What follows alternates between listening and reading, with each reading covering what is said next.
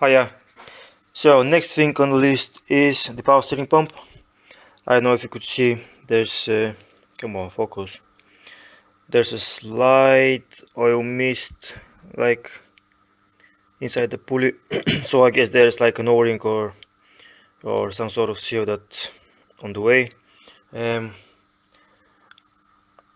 I was not intending to do anything with the power steering pump, but as I went that far, I have the alternator out as well. I mean, there's plenty space around here to work on, so I bought a service kit for that pump.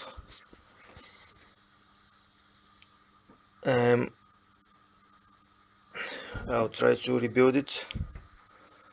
Shouldn't be that difficult.